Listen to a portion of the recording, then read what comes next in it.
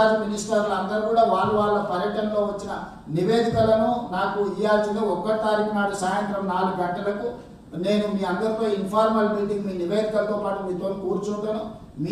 మీకు ఎదురైన సమస్యలు కానీ వాటిని పరిష్కరించడానికి అవసరమైన ప్రణాళికలను పూర్తి చేసుకుంటూ జూన్ 2 నాడు జిల్లాలలో చేపడుతున్న రాష్ట్ర అవతరణ దినోత్సవ కార్యక్రమాలను కూడా ఏ రకంగా చేసుకుంటున్నా అనేది నాకు ఇన్ఛార్జ్ మినిస్టర్స్ మ్యాండేట్గా నివేదిక జూన్ 1 నాడు సాయంత్రం 4 గంటలకు తీసుకొని హాజరవుతే సెక్రటేరియట్లో మంత్రులతో ఒక సమీక్ష సమావేశం పెట్టుకుంటాం.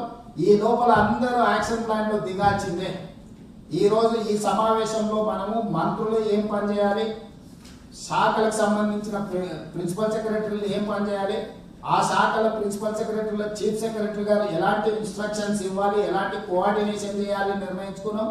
ముఖ్యమంత్రి కార్యాలయానికి సంబంధించిన అధికారులు కూడా రెండు జిల్లాలకు ఒక్కొక్క అధికారి ఇన్ఛార్జ్ ఉన్నారు. వాళ్ళందరినీ కూడా కోఆర్డినేట్ చేసుకోవాలి. అదేవిధంగా కలెక్టర్లు క్షేత్రస్థాయిలో పనిచేసేది కలెక్టర్లే.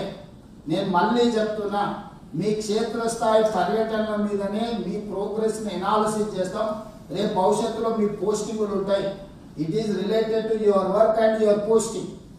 నేను చాలా కేటగారికల్గా కలెక్టర్లకు నేను చెప్పదలుచుకున్న నిర్మమాటగా క్షేత్రస్థాయిలో మీ పర్యటనలు మీ రిజల్ట్ ఏ జిల్లాలలో ఏ సమస్యలు ఉన్నాయో కలెక్టర్లు ఎట్లా సమస్యలు రాకుండా ఉంటే మంచిది.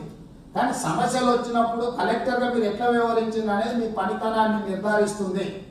క్రైసిస్ని మేనేజ్ చేసిన వాళ్ళే క్రైసిస్లో లీడర్ ఎమర్జ్ అవుతాడు, క్రైసిస్లోనే ఆఫీసర్ ఎమర్జ్ అవుతాడు. క్రైసిస్ రాకుండా ఉండడం చూసుకోవడం ఒక రకం, కానీ క్రైసిస్ వచ్చినప్పుడు crisis how you are monitoring, how you are addressing that crisis అనే దాని మీద depend your career and your capability depend అయి ఉంటుంది. కాబట్టి నేను కలెక్టర్లు క్లియర్గా చెప్తున్నా, రాబోయే